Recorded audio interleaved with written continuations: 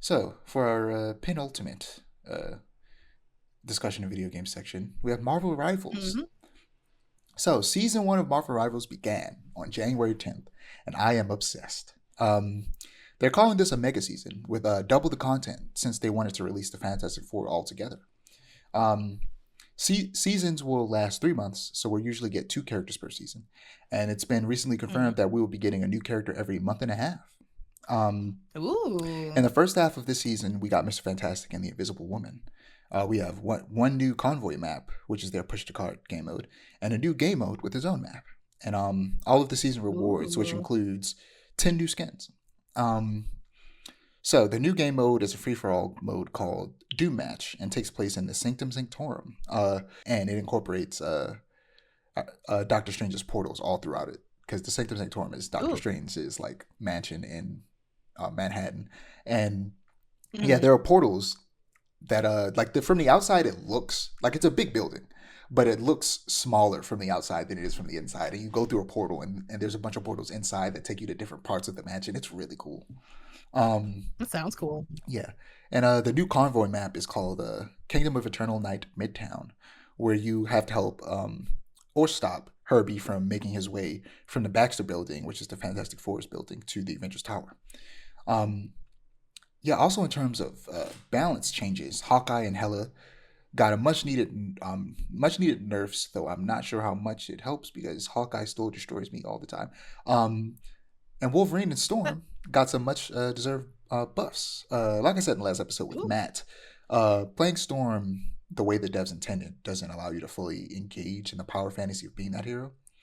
And now Right. Storm is a much more viable character, and more people are playing her.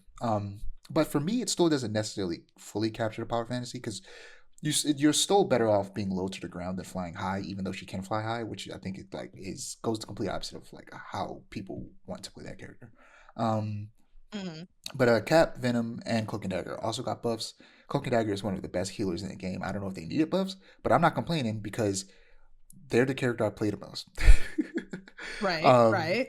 so the battle pass is $10. You can pay $20 for like a beefed up version that gives you 20% more of the currency and uh, some extra currencies. Make get through the battle pass faster. And once you battle pass, all the skins are free.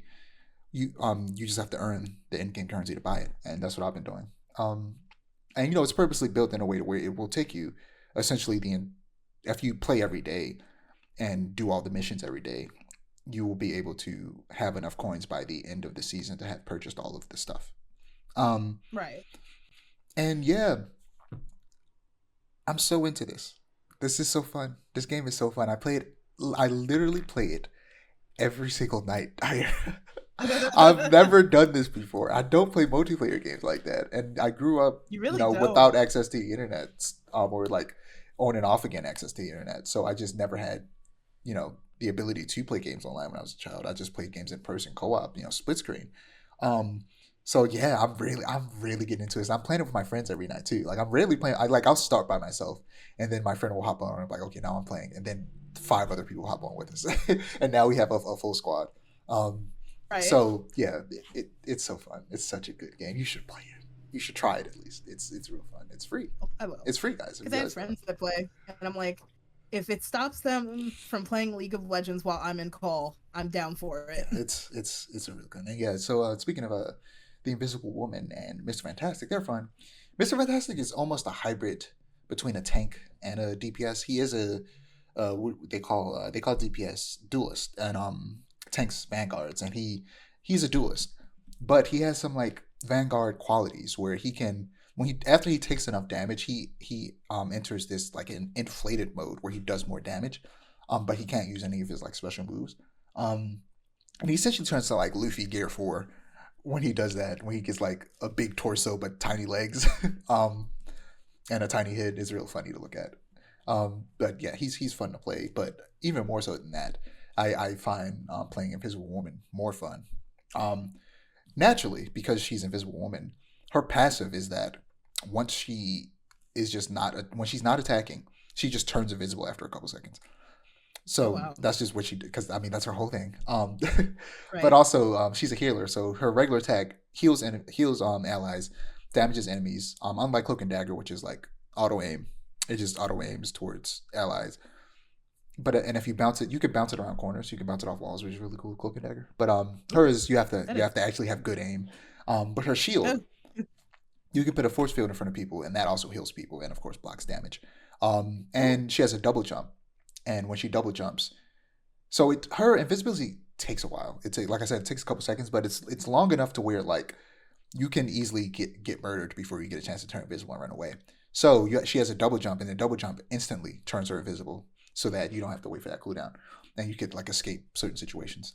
And then she has a this like gravity bomb almost, where she like throws a force field that like pulls people towards it and does damage.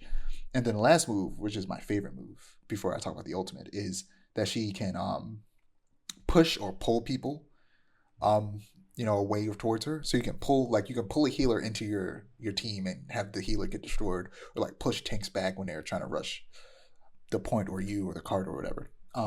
And that's really ooh. cool. And then her ultimate, she puts up a big like cylinder of invisibility that also heals people who are inside of it, but the enemies outside of it can't see um the people on your team that are inside of it. But Right. if you're on the team, you can see the people inside of it, but the other team Of can't see course. inside of it. And if the other team goes inside of it, they move slower. So Ooh. yeah, Invisible Woman is real fun. In 20 days, we're getting a Human Torch and the Thing, and I'm curious to see how the Thing plays. Especially, I'm most excited for Human Torch, but I'm curious to see how the Thing plays simply because, um, he's just a big strong guy. I love the Thing, but he's just big strong guy, and we have big strong guys in this game already. So I'm curious to see how they make this big strong guy different from the other big strong guys. And I wonder if they'll make him like an Earthbender. That would be cool. That would be really cool. And I'm curious just to see how they'll make all the big strong guys different from each other, because you get to a certain point where it's like there are so many characters that it's just he's big, he's invulnerable, and he's strong. Luke Right? Cage, Juggernaut, Colossus. Colossus is rumored to be in the game. His sister Magic is in the game. So it makes sense he'll be in the game, especially since he's the person that does the fastball special with Wolverine, which Hulk can do with Wolverine in this game.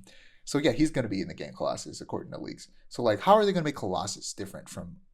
Because his whole thing is just metal skin, strong. How do you make that different? How do you make that more unique? How do you make this person play different from the Hulk, or like I said, the Thing? I'm interested to see how they do that. But also I'm interested to see more like hybrid characters like Mr. Fantastic, where he can be tanky if he wants to, if you play him right. I want to see characters that's like a duelist, but is also a healer. A character a lot of people point to is Miles Morales. I talked about before how the developers use Miles Morales as an example of a character that like holds the same mantle as another character, but would be a separate character. So he's that by Mm-mm. saying that, like the dev said that they all but confirmed he will be in the game eventually.